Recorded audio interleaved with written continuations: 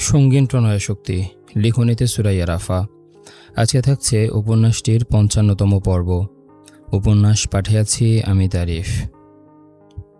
মেঘলা আকাশ, বাইরে ঝড়া হাওয়া বইছে প্রবল বেগে।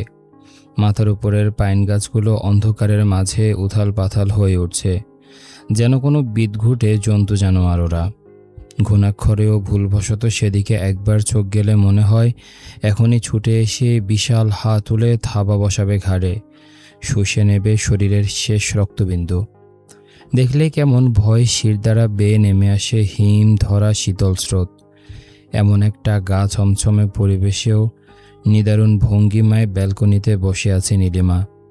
ওর কোনো হেলদোল নেই এই দমকা বাতাসে, যেন এক নির্জীব আত্মা। খুলে রাখা রেশমের মতো চুলগুলো উঠছে এলোমেলো হয়ে। নীলিমাকে উদাসীন দেখাচ্ছে। সেই সন্ধ্যা থেকে কি যেন অযাচিত ভাবনায় বোধ হয়ে আছে মেয়েটা। মনের মাঝে চলছে হাজারো জটিল সমীকরণ, যা ওর একান্ত নিজের। সমীকরণের সমাধান যে নীলিমার অজানা তেমনটাও নয়। ও তো স্রেফ নিজের যোগ্যতা আর অপরিমাণদর্শিতা নিয়ে দ্বিধাদ্বন্দ্বের মধ্যেই আটকে আছে। তবুও আজ মন বলছে এবার একটা সমাধান প্রয়োজন, সত্যিই প্রয়োজন। শায়রের মতো এমন একটা সজীব হৃদয়ের পুরুষের সাথে ঘর বাঁধতে হলে আরও আগে প্রয়োজন। শায়রের নাম নিতে না নিতেই রুমে সে হাজির হলো শায়র। কাঁধে তার ছোট্ট ব্যাকপ্যাক। মনে হয় শুট ছিল আজ। শায়রের উপস্থিতি টের পেয়ে নীলিমা পেছনে ঘাড় ঘোরালে শায়র একটা ক্লান্ত মাখা হাসি নিক্ষেপ করল নীলিমার পানে। নীলিমা সেভাবেই নিষ্প্রভ চোখে তাকিয়ে রইল শুধু। শায়র ব্যালকনির দিকে ২ কদম এগিয়ে এসে নীলিমাকে বলল, রান্না করেছ কিছু, নাকি আমি করব? ওয়েল, শায়রের এই কথাটা নীলিমার কাছে নতুন কিছু নয়, কারণ গত ২ মাসে নীলিমা হাতে গোনা কয়েকদিন রান্না করলেও বেশিরভাগ সময়ই রান্নাবান্নাটা শায়র নিজে করে। যখন সময়ের অভাবে করতে পারে না, তখন বাইরে থেকে খাবার অর্ডার দিয়ে দেয়। তবুও রান্নাবান্নার জন্য নীলিমাকে হুকুম করে না কখনো।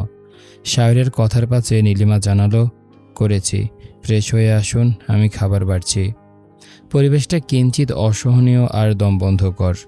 কেমন যেন গুমট ভাব প্রকাশ পাচ্ছে নীলিমার আচার আচরণে। এ যেন তীব্র ঝড়ের পূর্বাভাস। অবশ্য বাইরেও ঝোড়ো হাওয়া বইছে। তাই বেশি কথা না বাড়িয়ে ফ্রেশ হওয়ার উদ্দেশ্যে জলদি ওয়াশরুমে ঢুকে যায় শায়র। আর যখন বেরিয়ে আসে তখন দেখতে পায় ডাইনিংয়ে খাবার বেড়ে অপেক্ষা করছে নীলিমা। মখমলের মতো নরম বাথ টাওয়ালটা গলায় ঝুলিয়ে শায়র এগিয়ে গিয়ে খেতে বসলো চুপচাপ। সব কিছু এখনও আগের ন্যায় থমথমে। নীলিমা কেমন যেন আজকে একটু বেশিই চুপচাপ। চুল খুলে অমন বারান্দায় বসেছিল। পাইন গাছের পেতনি ভর করল কিনা সেটাও ভাবনার বিষয়। শায়র ভাবল কিছুক্ষণ, অতঃপর নীরবতা ভেঙে আগ বাড়িয়ে বলে উঠল, বলছি যে নীলিমা, কোম্পানি থেকে আমাকে বড় একটা অ্যাপার্টমেন্টে ওঠার জন্য বলা হচ্ছে। আমার ম্যানেজারও সেখানে সর্বক্ষণ কর্মরত থাকবে। তুমি যদি বলো তো এই অ্যাপার্টমেন্টটা আমরা শীঘ্রই ছেড়ে দেব। নীলিমা খেতে খেতে গম্ভীর কণ্ঠে বলল, কেন? এই বাসাটায় কি সমস্যা? এখানেও তো আপনার ম্যানেজার আসে প্রয়োজন হলেই। শায়র একটু ভেবেচিন্তে শান্ত স্বরে জবাব দিল, আই নো, কিন্তু আমার কেন যেন মনে হচ্ছে এবার আমাদের এই বাসাটা থেকে অন্য কোথাও মুভ করা দরকার। একটা প্রপার গোছানো সংসার প্রয়োজন আমাদের। You know what I mean. নয়তো। থেমে গেল শায়র। নীলিমা বেশ শান্ত স্বরে শুধালো, নয়তো কি? নয়তো আমাদের সম্পর্কটা স্বাভাবিক হচ্ছে না কিছুতেই। আমার মনে হচ্ছে কোথাও একটা দূরত্ব থেকে যাচ্ছে, যেটা গুছিয়ে ফেলা খুব প্রয়োজন নীলিমা। আমি তোমার সাথে সারা জীবন থাকতে চাই, আর 5টা কাপলের মতো গুছিয়ে সংসার করতে চাই। বাচ্চা কাচ্চা জন্ম। আবারও মাঝপথে কথা আটকে গেল শায়রের। নীলিমা কিছুই বলছে না, মাথায় নিচু করে চুপচাপ খেয়ে যাচ্ছে শুধু। নীলিমা নীরবতা শায়রকে পীড়া দেয়। অজানা অধিকার বোধে পুষে ওঠে হৃদয়টা। তবুও নিজেকে যথাসম্ভব সংযত রেখে গভীর কণ্ঠে শায়র বলে, হতে পারে আমার এই পুরাতন অ্যাপার্টমেন্টটাই সেই দূরত্বের একমাত্র কারণ। নয়তো এখনও সংসার ফিলটা পাচ্ছি না কেন এবার কাছে থেকেও তুমি এত দূরে? এবার একটু বেশি বাড়াবাড়ি হয়ে গেল মনে হচ্ছে। শায়রের কথায় কোনোরূপ প্রত্যুত্তর না করে টেবিল ছেড়ে উঠে যায় নীলিমা। ওর থমথমে চেহারা স্রোতে রাগ স্পষ্ট। নীলিমাকে চলে যেতে দেখে শায়র ওকে আবারও পিছু ডেকে বলল, সত্যি করে বলো তো, তুমি এখনও আমার উপর রাগ করে আছো, তাই না? জোর করে বিয়ে করেছি বলে? না, নেই। কি নেই? আমি আপনার উপর রাগ করে নেই।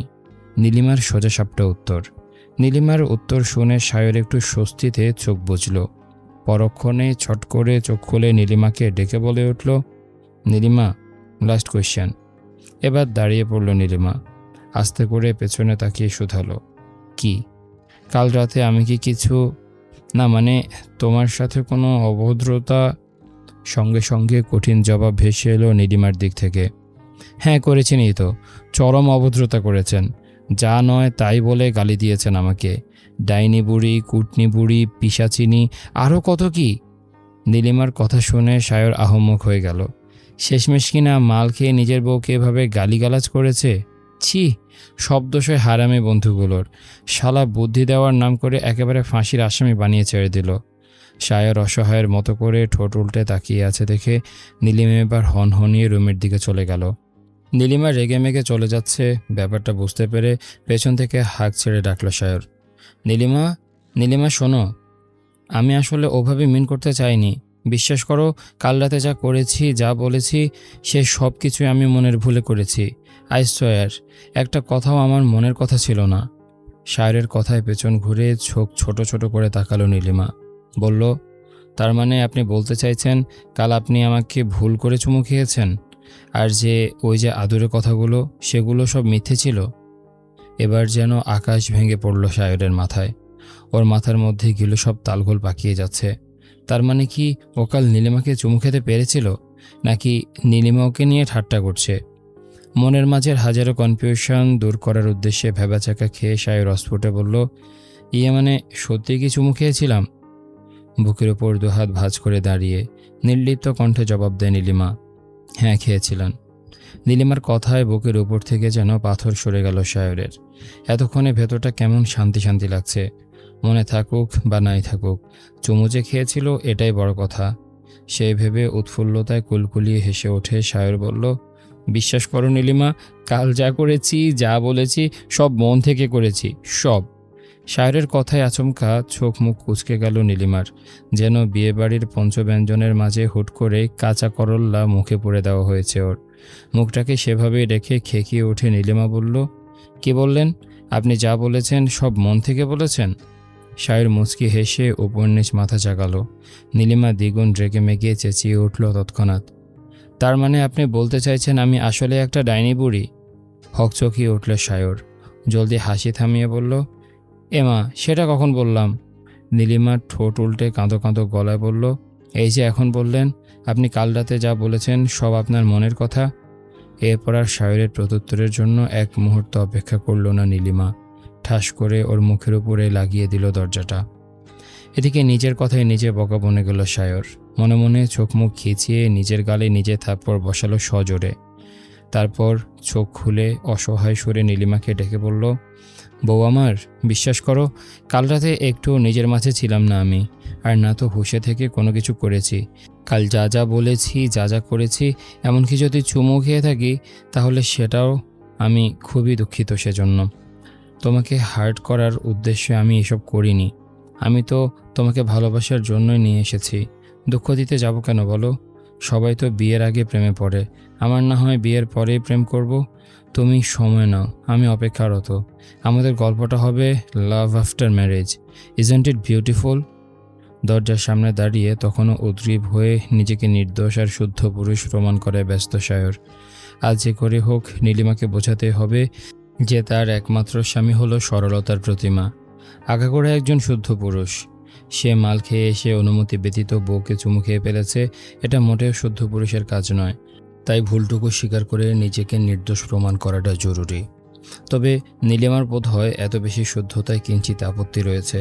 তাই তো নিজের শুদ্ধ স্বামীকে খানিকটা অশুদ্ধ বানানোর পায়তারা করে একটা খোলামেলা নাইট ড্রেস পরে দরজা খুলে বেরিয়ে এসে দেয়ালে ঠেস দিয়ে খানিকটা আবেদনময় রূপে দাঁড়িয়ে পাতলা অধৈর্য কোলে গাঢ় লিপস্টিক লাগাতে লাগাতে নীলিমা বলে, এ নাইট ড্রেসটা জামা কাপড়ের প্যাকেটে পেয়েছি, সাইজটা আমারই। কে কিনলো বলুন তো?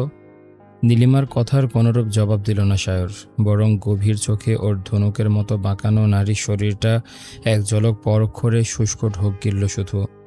কি দেখছেন অমন করে? সায়রের চোখ দুটো চিকচিক করছে। ও কিছু বুঝে উঠতে না পেরে মনের আকাঙ্ক্ষাকে সর্বা প্রশ্রয় দিয়ে ফট করে বলে উঠল, আজকে একটু অশুদ্ধ হতে চাই নীলিমা। একটু নয়, অনেকটা অশুদ্ধ। বাইরে বাতাসের তাণ্ডব। শেষ রাতে বোধহয় ঝড় উঠবে।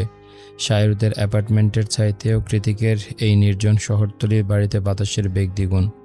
তবে থাই লাগানো বিশাল জানালা ভেদ করে সে প্রকাণ্ড ঝড়ো হাওয়া প্রবেশ করতে পারে না অরু কৃতিকের মাস্টার বেডরুম অবধি। ভেতরে যা প্রবেশ করে তা হলো প্রতিধ্বনিত বাতাসের সাঁই সাঁই আওয়াজ। আওয়াজটা ভয়ানক, কেমন যেন গা ছমছম করে ওঠে। হুট করে যে কেউ শুনলে নির্ঘাত আঁতকে উঠবে। কিন্তু হঠাৎ বইতে থাকা তীব্র ঝড়ো বাতাসের সাঁই সাঁই আওয়াজে আঁতকে উঠল না ওরু, এমনকি চমকালোও না খুব একটা। কারণ এর থেকে বড় চমক তো ওর সামনে বসে আছে, যার নাম জায়ান কৃতিক চৌধুরী।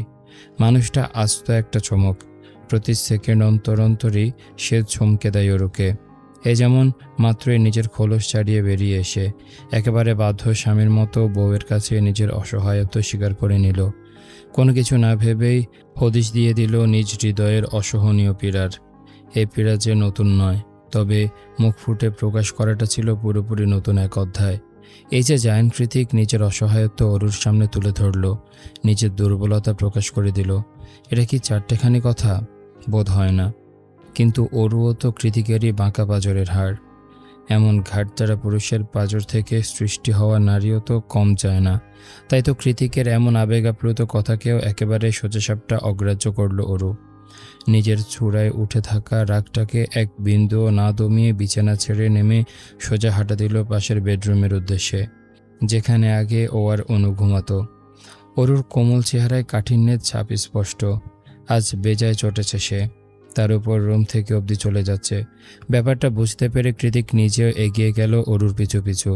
ওকে আটকানোর চেষ্টা করে বলল, বেবি কোথায় যাচ্ছিস? ব্যথা করছে তো। অরু পিছু ফিরল না, হনহনিয়ে এগিয়ে গেল করিডোর ধরে। অরু থামছে না দেখে কৃতিক এবার দ্রুত কদমে এগিয়ে অরুর সামনে গিয়ে দাঁড়ালো। অতঃপর গেস্টরুমের দরজাটা সশব্দে লক করে দিয়ে বলল, কোথায় যাচ্ছিস? অরু গাল ফুলিয়ে জবাব দিল, ঘুমাতে। কৃতিক ভ্রু কুঁচকে দাঁতে দাঁত চাপল। মাথাটা সামান্য নুইয়ে অরুর মুখের কাছে মুখ নিয়ে বলল, সাহস তো কম না? আমার সাথে ঘুমাবি না, সেটা আবার মুখ দিয়ে উচ্চারণ করছিস? তোকে অনুমতি দিয়েছি আমি অন্য রুমে ঘুমানোর? কৃতিকের ডমিনেটিং কথায় অরুর মেজাজটা আরও বেশি বিগড়ে যায়। ও তৎক্ষণাৎ দুহাতে কৃতিকের চওড়া বুকে সজোরে ধাক্কা দিয়ে সরিয়ে দিল সামনে থেকে। তারপর গটগটিয়ে হেঁটে চলে গেল ছাদ বারান্দার দিকে। বাইরে জড়া হাওয়ার তোড় বেড়েছে, বই কি কমেনি। তবে এই মুহূর্তে অরুর ছড়াও মেজাজের কাছে এসব ঝড়া হাওয়াটা বা কিছুই পাত্তা পেল না। অরু চলে যাচ্ছে দেখে কৃতিক আবারও এগিয়ে এসে পেছন থেকে শক্ত করে জড়িয়ে ধরল ওকে। পেছন থেকে এক নাগাড়ে অরুর মাথায় খোলা চুলে পিঠে সবখানে শব্দ করে চুমু খেতে খেতে অরুকে মানানোর চেষ্টা করে বলল, baby baby I didn't mean it, you know না how much I love you. তাহলে কেন বুঝতে চাইছিস না? কেন এভাবে অবহেলা করে হার্ট করছিস আমাকে? তুই শুধু একবার বল, তুই যা বলবি আমি তাই করব। তাও প্লিজ আমার সাথে একটু কথা বল, please heartbeat, I can tolerate this pain anymore. কৃতিকের চোখে মুখে ভীষণ অসহায়ত্ব। হাতে এখনও ক্যানোলা লাগানো, তাই খুব শক্ত করে ধরতে পারেনি অরুকে, যার দরুন অরু এক ঝটকায় নিজেকে ছাড়িয়ে নিল কৃতিকের বাঁধন থেকে। নিজেকে ছাড়িয়ে কৃতিকের থেকে দূরত্ব বাড়াতে চুপচাপ এগিয়ে গেল ফুলের দিকে। তবুও কৃতিক কিছু বলল না, বরং নতুন উদ্যমে এগিয়ে গিয়ে পুনরায় জড়িয়ে ধরল অরুকে। এবার একটু কৌশল খাটিয়েই অরুকে জব্দ করেছে সে। এক হাত রেখেছে অরুর কোমরে, অন্য হাত গলা আর বুকের মাঝখানে। এবার আর নড়াচড়া করতে পারছে না অরু, যার ফলস্বরূপ কৃতিকের হাতের মধ্যে থেকেই এক প্রকার ধস্তাধস্তি শুরু করে দিয়েছে ও। বলিষ্ঠ দেহের কৃতিকের হাতের মধ্যে থেকে চিংড়ি মাছের মতোই লাফাচ্ছে অরু। ওদের ধস্তাধস্তিতে কৃতিকের ক্যানোলা লাগানো হাত থেকে পিনকি দিয়ে রক্ত বেরিয়ে আসে এক পর্যায়ে। তবুও কৃতিক এইটুকুনি ছাড়ছে না অরুকে। বারবার শান্ত স্বরে বোঝানোর চেষ্টা করছি শুধু, বেবি প্লিজ, বলেছি তো আর হবে না। দেখ আমি সরি বলছি, আমি এক্সট্রিমলি সরি। তাও তুই কথা বল প্লিজ, আমার থেকে নিজেকে এভাবে বারবার আলাদা করিস না, এতে আমি রেগে যাই। তোর দূরত্ব সহ্য হয় না আমার, বোঝার চেষ্টা কর একটু। কৃতিকের কথা শেষ হতে না হতে ধস্তাধস্তির এক পর্যায়ে পা ফসকে আচানক পানিতে পড়ে গেল ওরা দুজন। পানিতে হাবুডুবু খেয়ে ওরু তাড়াহুড়ো করে পুল থেকে উঠতে গেলে স্কার্ট সমেত একটা পা টেনে ধরে আবারও ওরুকে পুলের মাঝে ছুঁড়ে মারে কৃতিক। আকস্মিক কাহিনীতে আপনা আপনি কয়েক ঢোক পানি খেয়ে হাঁপাতে হাঁপাতে মাথা তুলল ক্রন্দনরত ওরু। ঠান্ডা পানিতে ভিজে একাকার হয়ে গমরাঙা ত্বকে লালচে বর্ণ ধারণ করেছে ওর।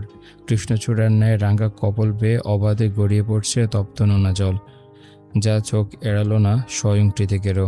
নিজের কর্মকাণ্ডে ব্যতিগ্রস্ত হয়ে একটা দীর্ঘশ্বাস ছেড়ে ওরুকে একটানে কাছে নিয়ে এসে ওকে বুকের মধ্যে চেপে ধরে কৃতিক শুধালো, ব্যথা লেগেছে? পর মুহূর্তেই কান্নার বাঁধ ভেঙে গেল ওরুর। কোনো কিছুর তোয়াক্কা না করেই অনেকটা শব্দ করে কেঁদে উঠল। কাঁদতে কাঁদতে কৃতিকের বুকে ইচ্ছে মতো কিলঘুষি ছেড়ে অভিমানী কণ্ঠে চেঁচিয়ে বলল, তুই একটা পচা স্বামী, তোর সাথে কোনো কথা নেই আমার, থাকতে পারেও না। তুই সবসময় আমাকে বকিস, কথায় কথায় গায়ে হাত তুলিস। তোর দেওয়া হাজারটা ভালোবাসার ক্ষত আমার শরীরে, তাও আমি সব কিছু সহ্য করি, চুপচাপ মেনে নেই। কারণ আমি জানি যে আমি তোর দুর্বলতা।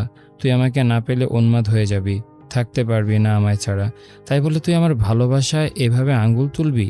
এভাবে? তোর মতো একরোখা অবাধ্য বদমেজাজি মানুষকে ভালোবেসে কী না সহ্য করেছি আমি। কথার আঘাত, শারীরিক যন্ত্রণা, মানসিক যন্ত্রণা, আরও কত কী, তার ইয়ত্তা নেই। তাহলে তুই কিভাবে আমার সতীত্ব নিয়ে প্রশ্ন তুললি? কিভাবে বল? শেষ কথাতে গলা ছেড়ে চেঁচিয়ে উঠে কৃতিকের বাহুতে সজোরে কামড় বসিয়ে দিল ওরু। ও এত জোরে কামড়ে ধরেছে যে ব্যথায় চোখ মুখ খিচিয়ে বন্ধ করে রেখেছে কৃতিক। তবু ওরুকে সরায়নি নিজের থেকে। আর না তো ওরুর এত এত অভিযোগের পাছে একটা টু শব্দ করেছে। নিজ দাঁতের শক্তি পড়ে এলে কৃতিকের ভেজা টি শার্টটা টেনে ধরে ওরু আবারও কাঁদতে কাঁদতে বলে, সত্যি করে বলুন তো, ভালোবাসার অবসেশন এক না, তাই না? তার মানে কি আপনিও আমাকে ব্যবহার করছেন? যখন আমার বাহ্যিক সৌন্দর্য হারিয়ে যাবে তখন? Just shut your fucking mouth Oru. ওরুর কথা শেষ হওয়ার আগে গর্জে উঠল কৃতিক। ওর কথায় নিজের অজান্তে কপালের রগ ফুলে উঠল। কখন যে শান্ত মস্তিষ্কের রন্ধ্রে রন্ধ্রে রাগের পারদ ছড়িয়ে পড়েছে তা টের পায়নি কৃতিক নিজেও। এদিকে কৃতিকের ধমকে কম্পিত হয়ে উঠেছে ওরুর শরীর। কৃতিক এতটা ভয়ানক টোনে ধমক দিয়ে উঠেছে যে ওরু এবার কান্নাকাটি ভুলে গিয়ে মুহূর্তে কৃতিকের অগ্নিদৃষ্টি থেকে চোখ সরিয়ে শুষ্ক একটা ঢোক গিলে পুলের মধ্যেই পিছু হাঁটতে শুরু করলো। ওরু খুব ভালো করে বুঝতে পারছে যে অযথায় একটা ঘুমন্ত সিংহকে জাগ্রত করেছে ও। এবার ওরুর কপালে দুঃখ আছে, বাড়াবাড়ির একটা সীমা থাকা দরকার। ওরু তা ছাড়িয়ে গিয়েছে। কৃতিকের হাত থেকে সে কখন থেকে রক্ত ঝরছে সেদিকে নজর অবধি নেই তার। চোখ মুখ খিচে যা মন চায় তাই বলে গিয়েছে কৃতিককে।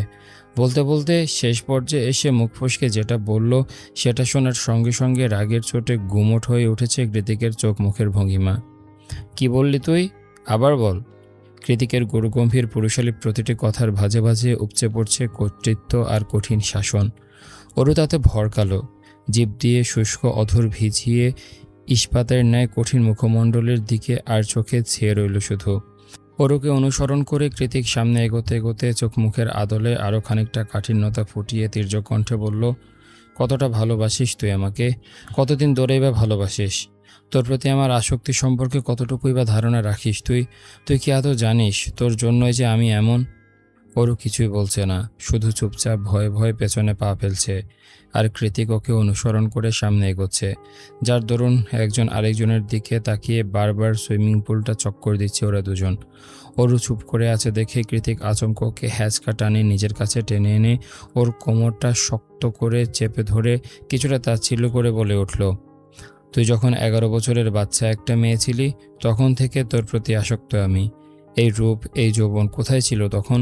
আমাকে বোঝার মতো মনটাও তো তৈরি হয়নি তখনও। কৃতিকের কথা শুনে সচকিত হয়ে নইয়ে রাখা মাথাটা অকস্মাৎ তুলে ওর চোখে চোখ রাখল ওরু। কৃতিক তীর্যক হেসে বলল, hi no, it's not fair, কিন্তু কি করব বলতো? নারী জাতির ওপর এক আকাশসম ঘৃণা আর অভিমানের ঊর্ধ্বে গিয়ে তোকে আমার ভালো লেগেছিল। মনে হয়েছিল তোর হৃদয়টা ভেজা তুলোর মতো নরম আর উষ্ণ, আমার কঠিন বরফের মতো শীতল নির্জীব হৃদয় একটুখানি উষ্ণতার ছোঁয়া দিতেই উপরওয়ালা বোধহয় তোকে আমার নিকট পাঠিয়েছিল সেদিন। সেই উষ্ণতা, সেই ছোট্ট হাতের স্পর্শ আজও আমাকে পুলকিত করে ওরু। ঠিক সেদিনের মতোই চমকে দেয় বারবার। নিজের অজান্তেই সেদিন আমার বুকে ঘুমিয়ে গিয়েছিলি তুই। ব্যাস, তখন থেকে শুরু হয়ে গেল হৃদয়ে তোলপাড়। তীর তীর করে ভেঙে গেল দাম্ভিকতার পাহাড়। সেদিন আমিও বোধ করেছিলাম পৃথিবীতে বেঁচে থাকার জন্য মায়ার বাঁধনের বড্ড প্রয়োজন। তাই তুই হলি আমার সমগ্র জীবনের একমাত্র মায়াপরী। সেদিনের পর থেকে নিজের স্ট্যাটাস, পার্সোনালিটি, বয়স, সম্পর্কের সমীকরণ সব কিছুর মাথা খেয়ে তোর প্রতি অবসেসড হয়ে গিয়েছিলাম আমি। চোখ বুঝলে কিংবা চোখ খুললে দিন রাত শুধু তোকে দেখতাম। তুই আমার মাথা থেকে বের হতিস না। আমি জানতাম এটা ঠিক নয়, কোথাও একটা ভুল হচ্ছে, তাও আমি সারাক্ষণ তোকেই চাইতাম। শুধুমাত্র নিজের অবাধ্য চিন্তা চেতনা আর বেপরোয়া ইচ্ছাগুলোর হাত থেকে তোকে বাঁচিয়ে রাখবো বলে নিজে সরে এসেছিলাম তোর কাছ থেকে। বাড়িয়েছিলাম 1000 মাইলের দূরত্ব। দুজনার মাঝে টেনে দিয়েছিলাম তিক্ততার এক মহাপ্রাচীর। একাকী বিষণ্ণ জীবনের কতটা যন্ত্রণায় দিন রাত অতিবাহিত করেছি সে হদিস রাখিস তুই?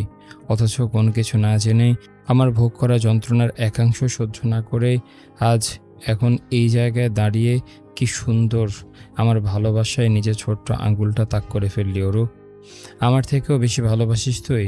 Answer me. অরুর মুখে কথা নেই। কী বা বলবে ও? জেনে শুনে তো ভালোবাসার মহাসমুদ্রে ছাপ দিয়েছে ও। কৃতিকের মতো করে অন্য কেউ ভালোবাসতে পারবে না বলেই তো কৃতিকের প্রেমে পড়তে বাধ্য হয়েছে ওরও। নতুন করে মনকে বোঝানোর তো কিছু নেই। এই মানুষটার হাতে নিজের ভালোবাসার গল্পের শিরোনাম, উপসংহার সবই তো লেখা শেষ বহু আগেই। ওরও জানে কৃতিক যেমন অতিরিক্ত ভালোবাসা দেয়, কষ্টটাও তেমন অতিরিক্তই দেয়। তাও অরুর জায়েন কৃতিককেই চাই। মুখে 100 বার না বললেও মনে মনে 1000 বার হাঁ বলে বসে আছে ও। এ যেন জেনে শুনে বিষপান। নিজের শক্ত হাতের বাঁধন ঢিলে করল কৃতিক। আস্তে করে অরুর কোমর ছেড়ে দিতে ভ্রম থেকে বেরিয়ে এসে কৃতিকের দিকে প্রশ্নসূচক দৃষ্টি নিক্ষেপ করে অরু। যেন বলতে চাইছে, কি ব্যাপার, ছেড়ে দিলেন কেন? এতক্ষণ তো জোরাজোরি করলেন, আর এখন এভাবে ছেড়ে দিচ্ছেন? ধরে রাখুন না আমাকে। কিন্তু তার একটা কথাও উচ্চারণ করতে পারল না অরু। আত্মসম্মানেরও তো একটা ব্যাপার আছে। অরু নির্লিপ্ত চোখে চেয়ে আছে দেখে একটা দীর্ঘশ্বাস বেরিয়ে এলো কৃতিকের বুক ছিঁড়ে। কিছুক্ষণ চোখ বুঝে নিজেকে খানিকটা সংযত করে শান্ত স্বরে কৃতিক বলে, I know my obsession is unhealthy. রাগের সময় যা খুশি তাই করি আমি। নিজের অজান্তেই তোকে অনেক অনেক কষ্ট দেই। আমি মানি সব দোষ আমার। আমি অনেকটাই বেপরোয়া আর ছন্ন ছাড়া, তাও মানি। কিন্তু তুই শুধু একটাবার আমার হয়ে থেকে যাও ওরু। ট্রাস্ট মি, আমি ভালোবাসতেও জানি। কৃতিকের শেষ কথাগুলোতে ঠিক কী পরিমাণ জাদু ছিল তা বোধ হয় ওরু বলে বোঝাতে পারবে না। কৃতিকের মতো পিছুটানবিহীন মানুষও যে এত কাতর হয়ে কাউকে থেকে যেতে বলতে পারে, সেটা ওরও আজকে প্রথম আবিষ্কার করলো। আর ও এটাও জানে যে কৃতিক এই কথাগুলো আজ প্রথমবারই বলেছে, অথচ প্রথমবারই কি সুন্দর হৃদয় নাড়িয়ে দিল। কৃতিকের কথার পাছে মুখে কিছু না বললেও মনে মনে ওরু বলে, ফিরে যাওয়ার জন্য আসিনি তো। তাছাড়া ফিরে গেলে তোমাকে কোথায় পাবো আমি? তোমার অতিরিক্ত ভালোবাসার অগ্নিস্ফুলিঙ্গে নিজেকে দগ্ধ করার চেয়ে এখনও বাকি আমার। বাইরে বিজলি চমকাচ্ছে। ক্ষণে ক্ষণে বিজলির আলোয় আলোকিত হয়ে উঠছে সুইমিং পুলের নীল বর্ণের টলটলে স্বচ্ছ পানি। বাতাসটাও বেড়েছে দ্বিগুণ। বাইরে রেহেন বৈরে আবহাওয়া দৃষ্টিগোচর হতে কৃতিক ওরকে উদ্দেশ্য করে অনুভূতিহীন কণ্ঠে বলে, আমার স্পর্শ খারাপ লাগলে আমি আর তোকে টাচ করব না কখনো, আর না তো তোকে কোনো কিছুর জন্য জোর জবরদস্তি করব। শুধু আমাকে ছেড়ে যাওয়ার কথা ঘুণাক্ষরেও মুখে আনবি না, ব্যাস এটুকুই চাওয়া। ওয়েদার খারাপ, জলদি রুমে গিয়ে ড্রেস চেঞ্জ কর, নয়তো ঠান্ডা লেগে যাবে। কথা শেষ করে পুল থেকে ওঠার উদ্দেশ্যে সামনের দিকে পা বাড়ায় কৃতিক। তৎক্ষণাৎ পেছন থেকে অরু ডেকে বলে, কে বলেছে আপনার স্পর্শ আমার খারাপ লাগে? অরুর কথায় কৃতিক পেছনে ঘাড় ঘোরালে অরু এগিয়ে এসে লাফ দিয়ে কৃতিকের কোলে উঠে পড়ে। অরুর দুই উরুতে হাত রেখে ওকে সামলে নিয়ে কৃতিক গম্ভীর মুখে বলল, এখন আবার কি চাই? আপনার স্পর্শ। কতদিন হয়ে গেল আপনি আমাকে একটু আদর করেন না? কৃতিক শুষ্ক ঢোক গেল। ঢোক গেলার সময় ওর অ্যাডামস অ্যাপেলটা কি আকর্ষণীয়ভাবে ওঠানামা করলো, যা দেখে চোখ দুটো আচানক নেশায় বোধ হয়ে গেল অরুর। অগত্যাই অরু নিজের খেই হারিয়ে হাত বাড়িয়ে আলতো হাতে স্পর্শ করল কৃতিকের গলাটা। অরুর গভীর চাহনি পড়ে ফেলতেই খুব একটা সময় লাগলো না কৃতিকের। ও একটানে অরুর হাতটা নিজের গলা থেকে সরিয়ে বাঁকা হেসে শুধালো, যা বলছিস আর যা করছিস তা কি সজ্ঞানে ভেবে চিন্তে করছিস? আমার ভালোবাসা যে যন্ত্রণাদায়ক সেটা ভুলে গেলি? অরু আস্তে আস্তে নিজের চাহনি উপরে তুলে কৃতিকের চোখে চোখ রেখে বলে, এত কিছু বুঝি না, আমি আপনাকে চাই, জেনে শুনে আপনার বিষাক্ত ভালোবাসা গ্রহণ করেছি আমি। যন্ত্রণা তো সহ্য করতেই হবে। তাছাড়া আজকে নতুন তো কিছু নয়। প্রথমে গাল, এরপর কানের লতিতে আলতো স্পর্শ করে নিজের হাতটা অরুর চুলের ভাঁজে প্রবেশ করায় কৃতিক।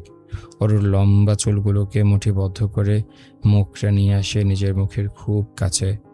অতঃপর সেভাবে ধরে রেখে হিস হিসে কৃতিক বলে, আজ আমি একটু বেশি রেগে আছি অরু। সহ্য করতে পারবি না আমায়।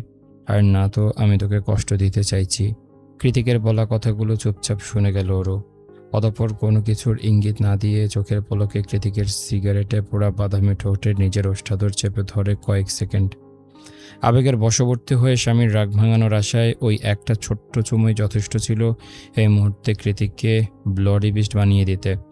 কৃতিকের থেকে নিজের ঠোঁটের কয়েক সেন্টিমিটার দূরত্ব বাড়িয়ে মাথাটা নিচু করে অরু বলে, আর কখনো আপনার উপর রাগ করব না আমি। আর না তো আপনাকে এভাবে জ্বালাতন করব। আপনি কত অসুস্থ বলুন তো। আমি সত্যি একটা ইম্যাচিওর, সব ভুলে যাই আমি। কৃতিক প্রথমে চুপচাপ ওর কথা শুনে গেল, পরক্ষণে বাজ পাখির মতো আক্রমণ বসালো ওর ফিনফিনে কোমল ওষ্ঠা ধরে। ওরও দম ফেলার ফুসরতও নেই। অথচ কৃতিক ছাড়ল তো নাই, উল্টো ঠোঁটের কাজ অব্যাহত রেখে হিসে হিসে বলল, 100 বার করবি, যত ইচ্ছে তত রাগ করবি আমার উপর। দিন শেষে তোর সব রাগ ভাঙানোর দায়িত্ব শুধুই আমার। তোর রাগ ভাঙাতে যা করতে হয় তাই করব আমি। দরকার পড়লে সারাদিন সারা রাত তোর পিছু পিছু করব, কোনো সমস্যা নেই তাতে। You have proper right to be angry with me, baby, and I have proper right to punish you hard. শেষ কথাতে তীর্যক হাসির রেখা ফুটে ওঠে কৃতিকের ভেজা অধরের কোণে। অরু তৎক্ষণাৎ নিজেদের দূরত্ব বাড়িয়ে কৃতিকের পানে ভয়ার্ত দৃষ্টি নিক্ষেপ করে বলল, আবারও মারবেন? এবার আর জবাব দিল না কৃতিক।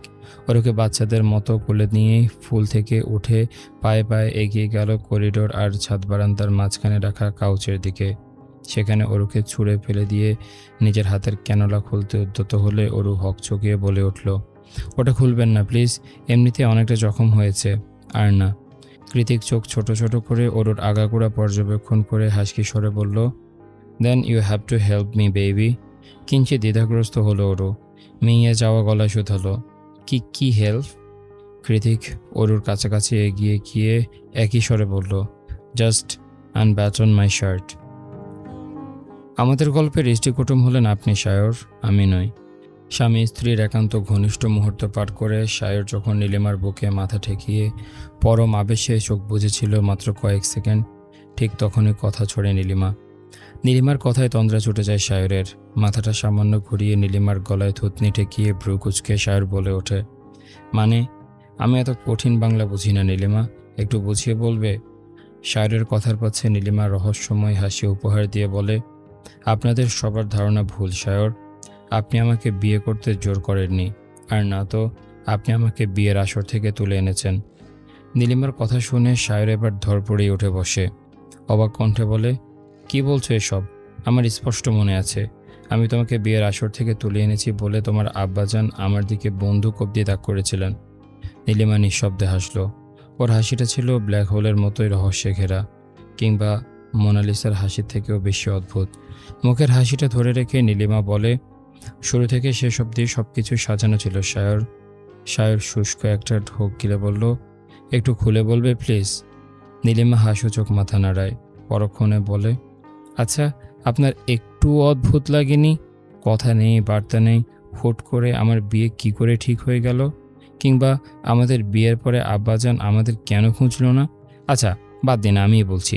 আসলে আমি আর আব্বাজান চাইতাম কোনোভাবে আপনি আমাকে বিয়েটা করুন, কিন্তু পরিস্থিতি অনুকূলে ছিল না।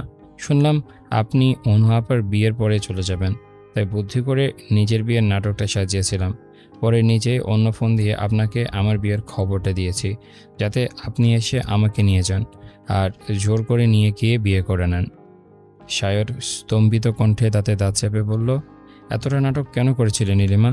আমি তো তোমাকে শুরু থেকে পছন্দ করতাম, আর তোমার যদি আমাকে বিয়ে করার ইচ্ছে থাকে তাহলে শুধু শুধু আমাকে ইগনোরই বা কেন করছিলে? নীলিমা দীর্ঘ শ্বাস ছেড়ে বলল, একটা একটা করে বলি। সায়র বুঝদারদের মতো মাথা ঝাঁকালো। নীলিমা বলল, প্রথমত মানুষ বিপরীতমুখী জিনিসে আকর্ষিত হয় বেশি। আপনার মতো সুপুরুষদের ক্ষেত্রে এই জিনিসটা একটু বেশি দেখা যায়। তাই তো আমি ছিলাম আপনার সম্পূর্ণ বিপরীত, যার ফল দেখুন, আপনি খুব দ্রুতই আমার প্রতি আকর্ষণ অনুভব করেছেন। তবে বিয়ের পরেও আপনার সাথে স্বাভাবিক না হতে পারার কারণ একটাই ছিল, আর তা হলো অনুশোচনা। নিজেকে বাঁচাতে মিথ্যে অবলম্বন করেছিলাম আমি। আপনার মতো মানুষকে ব্যবহার করেছি শুধুমাত্র নিজের স্বার্থ হাসিলের আশায়। এসব ভাবতে গেলে তীব্র অনুশোচনা আর অপরাধ বোধে মাথাটা হেঁট হয়ে যেত আমার। বিয়েটা কেন করেছিলে? নীলিমার কথার মাঝে প্রশ্ন করে সায়র। প্রত্যুত্তরে একটা দীর্ঘশ্বাস ছেড়ে নীলিমা বলে, একটা শয়তানের হাত থেকে নিজেকে বাঁচানোর জন্য। মা মারা যাওয়ার সময় চিকিৎসার টাকা জোগাড় করতে অভাবে পড়ে আমাদের বাড়িটা বন্ধক রেখেছিলেন আব্বা। বাড়িটা যার কাছে বন্ধক রাখা হয়েছিল সে হলেন আমাদের পুরান ঢাকার প্রভাবশালী জনৈক ব্যক্তি। টাকার গরমে যা নয় তাই করে বেড়ান তিনি। দিন দুপুরে মেয়েদের তুলে এনে সম্ভ্রমহানি করেন। এছাড়া লুটপাট, মারামারি, হানাহানি এসব তো তার নিত্যদিনের কারবার। কিন্তু বলে না, যেখানে ভাগের ভয় সেখানেই শুনতে হয়। আমার ক্ষেত্রেও তাই হলো। বাড়ি বন্ধক দেওয়ার কয়েক মাসের মাথাতেই ঋণের বোঝা দ্বিগুণ হয়ে গেল। প্রতি মাসে এত মোটা অঙ্কের সুদ দিতে গিয়ে আব্বা হিমশিম খেতে শুরু করলেন। এক পর্যায়ে ঋণের বোঝা ভারী হয়ে এলে নির্দয় লোকটা সুযোগ বুঝে একসাথে সব টাকা দাবি করে বসে। না দিতে পারলে আমাকে তুলে নিয়ে যাবে সেই হুমকিও ঢুকিয়ে দিতে থাকে আব্বাজানের চিন্তিত মস্তিষ্কে। ইটস 2024 নীলিমা, এরকম লোক এখনও এক্সিস্ট করে? আমি তো ভাবতেই পারছি না। কপালে দুহাত ঠেকিয়ে দুশ্চিন্তাগ্রস্ত কণ্ঠে কথাটা বলল সায়র। সায়রের কথার পাছে নীলিমা বলে, করে। বাংলাদেশে এর থেকেও বহুগুণ খারাপ লোক এক্সিস্ট করে সায়র। তারপর কি হলো? নীলিমার নির্লিপ্ত কণ্ঠে বলে, তারপর আর কি, যা হওয়ার তাই হয়েছে। আব্বাজানের কাকুতি মিনতিতে লোকটা আমাকে তুলে দেয়নি ঠিকই, তবে একটু বড় হতেই পুরো মহল্লা ঘোষণা করে দিয়েছে সে আমাকে বিয়ে করবে। এমনকি আব্বাকেও হুমকি দিয়ে রেখেছে, তার সাথে বিয়ে না দিলে আমাকে সমাজে মুখ দেখানোর অবস্থাতেই রাখবে না। জানেন, সে সময় এমন একটা কুপ্রস্তাবকেও চুপচাপ মেনে নেওয়া ছাড়া আর কোনো উপায় ছিল না আব্বাজানের হাতে। নয়তো কোনোদিন দেখা যেত সুস্থ মানুষ ভার্সিটি গিয়েছি আর ফিরে এসেছি লাশ হয়ে। নিজের মেয়েকে হারানোর ভয়ে আব্বাজান সর্বদা তটস্থ ছিলেন। তাই তিনি লোকটাকে অনুরোধ করেন আমাকে যাতে পড়তে দেয়া হয়। বিয়ে আমার তার সাথে হবে। লোকটা আব্বাজানের কথায় রাজি হলেও চারিদিকে ততদিনে জানাজানি হয়ে যায় যে আমার বিয়ে ঠিক হয়ে আছে। যার দরুন লোকটার ভয়ে বিয়ের প্রস্তাব তো দূরে থাক, আমার চোখে চোখ তুলে পর্যন্ত কেউ তাকাতো না কোনো দিন। এভাবে দিন যাচ্ছিল। ধীরে ধীরে নিজেকে বলির পাঠা ভাবতে শুরু করি আমি, কারণ আমার ভবিষ্যৎ বলে আর কিছুই নেই। ঠিক এমন একটা দমবন্ধকর জীবনের মাঝপথে আটকে গিয়ে আমি যখন ছটফট করতে করতে শেষ হয়ে যাচ্ছিলাম, ঠিক তখনই ইষ্টিকুটুম রূপে আমার জীবনে পদাচরণ ঘটান আপনি। ততদিনে মনে মনে আপনার মতোই কাউকে খুঁজছিলাম আমি সায়র। উপরওয়ালার কাছে দিনরাত প্রার্থনা করে বলেছিলাম যাতে আমার জীবনে এমন কেউ আসে যে আমাকে নিয়ে পালিয়ে যাবে, হারিয়ে যাবে বহু দূরে, অনেক অনেক দূরে নিয়ে গিয়ে সযত্নে নিজের আস্তিনে লুকিয়ে রাখবে সে আমায়। দেখুন, সত্যি সত্যি তাই হলো। আমার প্রার্থনা কবুল হলো। আপনি আমায় বাঁচালেন। আমার জীবনে ইষ্টিকুটুম রূপে এসে আমার রক্ষা কবচ হয়ে গেলেন। এক নাগারে কথাগুলো বলতে বলতেই ঠোঁট ভেঙে কেঁদে উঠল নীলিমা। সায়র দ্রুত হস্তে নীলিমাকে বুকে জড়িয়ে ধরে বলল, কাঁদছো কেন বউ? আমি আছি তো, তোমার ইষ্টিকুটুম। এরপর কোন বুড়িওয়ালা আমার বউকে ছিনিয়ে নিয়ে যায় দেখব আমি। বেটাকে চোখের সামনে পেলে যদি ওর গোপ টেনে না ছিঁড়েছি তো আমার নামও সায়র আহমেদ নয়। সায়রের কথায় পিক করে হেসে দিল নীলিমা। নীলিমা হাসছে দেখে হাতের বাঁধন দৃঢ় করে নীলিমাকে নিজের চওড়া বুকের সাথে আষ্টে পৃষ্ঠে মিশিয়ে নিয়ে ওর ঘাড়ের তপ্ত নিঃশ্বাস ছেড়ে সায়র বলল, আজ রাতে আর শুদ্ধ হতে ইচ্ছে করছে না বউ, একদমই করছে না। এই ছিল আজকের পর্ব। কেমন লেগেছে তোমাদের কমেন্ট করে জানাও। দেখা হচ্ছে পরের পর্বে। ততক্ষণ পর্যন্ত সবাই ভালো থাকো, সুস্থ থাকো। আজকের মতো আমি তারিফ এখানে বিদায় নিচ্ছি। আল্লাহ হাফেজ।